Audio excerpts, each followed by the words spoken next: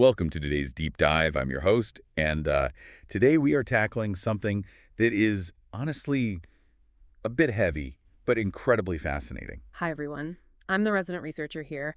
And yeah, heavy is definitely the right word for the sources we are unpacking today. You know, when I hear the word imagination, my brain immediately goes to like a really specific place. Oh, like what? Well, I'm thinking of kids in a sandbox, or maybe an artist staring at a blank canvas, Yeah. or a writer trying to dream up some wild sci-fi world. It feels whimsical. Right. It feels safe. Exactly. Uh. But today, we are looking at this huge stack of sources. We've got government reports, intelligence postmortems, major disaster investigations, and they turn that entire definition completely upside down. They really do. We are talking about the concept of a failure of imagination. And in this context, we are talking about writer's block. We are talking about a concept used in national security and emergency management, where a lack of imagination it's actually lethal. It is a fascinating and somewhat terrifying inversion of the concept. In the documents we're covering today, failure of imagination isn't about artistic merit. It's a term of art. Right. It refers to a circumstance that is undesirable and unanticipated, yet, and this is the crucial part, seems entirely predictable in hindsight. That's the part that just kept jumping out at me while I was reading this material. Predictable in hindsight. I mean, it implies the clues were there, right in front of everyone's face. But nobody could put them together. Precisely. The mission of this deep dive is to explore how some of the biggest disasters in history weren't necessarily caused by a lack of data. From the terrorist attacks of 9/11 to, tragedies in space exploration. Exactly. They weren't caused by broken satellites or lazy spies. They were caused by an inability to conceive that the unthinkable was actually possible. It is just wild to me that imagination is a metric for national security. It sounds counterintuitive, doesn't it? Totally. You expect metrics to be about interception capabilities or troop numbers or firewall strength, but imagination, that feels so abstract. And yet, it's the common thread. As we go through these sources with you today, you'll see it links the sinking of the Titanic to the 9/11 attacks, and even to modern geopolitical conflicts. It's really about the limits of the human mind to accept worst-case scenarios. It is. So let's unpack this. We have to start with the big one. The 9/11 Commission report. This phrase, failure of imagination, is practically the headline of their findings regarding the intelligence failures leading up to the attacks. It's explicitly quoted in the report. When the commission looked at the intelligence community, the CIA, the FBI, the NSA, they found plenty of bureaucratic hurdles. And that siloing of information, right, where agencies weren't talking to each other. Right, the siloing was a huge issue. But they stated clearly, and I quote, the most important failure was one of imagination. And here's where it gets really interesting to me, because there was a very specific defense mounted by the Bush administration in early 2004. Then nobody imagined defense. Yeah. You see quotes from officials basically saying, look, be reasonable here. Nobody could have predicted this. The specific claim was, nobody could have imagined that hijackers would intentionally crash. The prevailing logic at the time, the script everyone was following, was that hijackers use planes as bargaining chips. The negotiation script. Exactly. The assumption was that they want to land. They want to make demands, get money, get prisoners released. But most importantly, the assumption was that hijackers want to survive. The quote in the source material is literally, hijackers usually want to live. Which is a very logical assumption to make. And honestly, if you look at the history of hijacking in the 70s and 80s, that was the pattern. You fly to Cuba, you demand a ransom, you sit on the tarmac. But our sources point out that this defense, this idea that a suicide crash was unimaginable, actually falls apart completely when you look at the history leading up to 2001. It crumbles so quickly under scrutiny. I was actually shocked by how many specific examples there were. I kind of assumed 9/11 was the absolute first time a commercial airliner was used as a weapon. A lot of people assume that, but the timeline tells a very different story. Yeah, let's list these out for you listening, because the data points were there if you're an analyst paying attention to the outliers. Yeah. Take December 7, 1987. PSA Flight 1771. This is the one involving the disgruntled employee, right? Correct. David Burke. He was a former airline employee who had been fired. He didn't hijack the plane to go to a destination or demand ransom. He just wanted revenge. Exactly. He bypassed security using his old credentials, boarded the flight, shot his former boss who was on board, shot the pilots, and pushed the control column forward. He drove it straight into the ground. Everyone on board died. He didn't want to live. That is a clear suicide crash using a commercial airliner. And that was 14 years before 9/11. Then you have EgyptAir Flight 990. which was much closer to the event, Yeah. October 31st, 1999. Right. The relief first officer, Gamil al-Batouti, intentionally crashed the aircraft into the Atlantic Ocean. Again, a suicide scenario. And there was another case, AFR 8969, an Air France flight. The intelligence there suggested the terrorists who hijacked it planned to crash it over Paris, possibly right into the Eiffel Tower. So we have these data points. We have literal crashes where the person at the controls had zero intention of landing safely. Exactly. The dots were there. The failure was in connecting them to form a picture of a coordinated attack on American soil. It wasn't that the event was impossible. It was that the observers couldn't imagine the shape those dots formed. They treated these events as anomalies, tragic one-off events, rather than a trend or a new tactic. That's the trap. And it wasn't just old historical data either. There were flashing red lights right before the attacks. We have to talk about the President's Daily Brief from August 6, 2001. This is a critical document. It was declassified by President Bush following intense criticisms from the 9/11 Commission. Do you remember the title of that brief? I do. It was titled, Bin Laden Determined to Strike in U.S. That seems pretty unambiguous. It really is. And the content indicated that hijackings were a possible mode of attack. Plus, there were reports coming out of field offices about foreign nationals taking pilot training inside the U.S. And the detail that gives me chills, honestly, every single time I read it, is that they were notably uninterested in learning how to take off and completely uninterested in learning how to land. A glaring anomaly. If you're learning to fly a Boeing-class aircraft, landing is generally the most critical skill you want to master. It's the hardest part. Not caring about landing should have been a massive alarm bell. It's like going to driving school and saying, don't teach me how to park or use the brake, just show me how to floor it on the highway. That's a great analogy. But because the mindset was still hijackers want to live, the system dismissed that signal. It was seen as weird, maybe suspicious, but it didn't trigger a red alert because it didn't fit the mental model they were comfortable with. So after the declassified report comes out in the summer of 2003, Senator Bob Graham, who was deeply involved in the intelligence oversight, comes out and says, look, this wasn't some mysterious event. Right. He stated the attack might have been easily predicted and even prevented. And that brings us back to the core concept of the deep dive. It wasn't a failure of intelligence in terms of gathering raw facts. It was a failure to believe the facts were pointing to a catastrophe. Which brings up the broader issue of institutional blindness. Our sources mention the Gore Commission from 1997. Created by President Clinton, right? Correct. This was in response to the crash of TWA Flight 800. The mandate was to look at aviation security shortcomings. So you have this high-level commission, tons of resources, looking specifically at how to make planes safer. And what did they focus on? Bombs. They were entirely focused on the danger of placing explosives on aircraft. Which makes sense if you're looking at the past, Lockerbie, things like that. Yeah. They were fighting the last war. Precisely.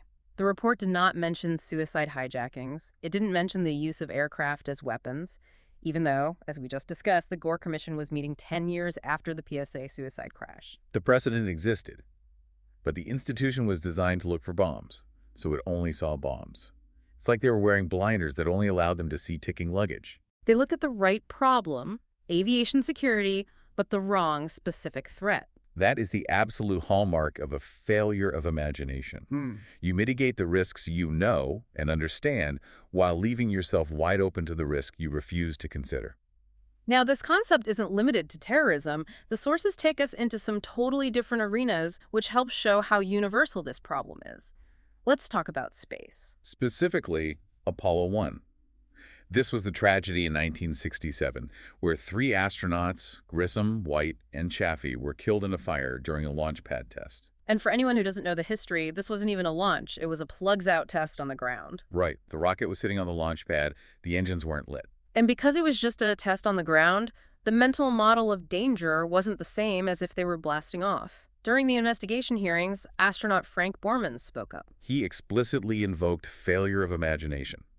It's interesting you mentioned Borman. For any listeners who are fans of HBO, this was actually dramatized in the miniseries From the Earth to the Moon. Oh, really? Yeah. You see that moment where they realize they never imagined a fire could move that fast in a pure oxygen environment while still on the ground? They knew oxygen was flammable. They knew there were sparks in the cockpit wiring. But they couldn't imagine a scenario where a test on the launch pad would result in the rapid asphyxiation and burning of the crew before anyone could get the hatch open. They didn't design for it because they didn't imagine it. They assumed the ground was safe.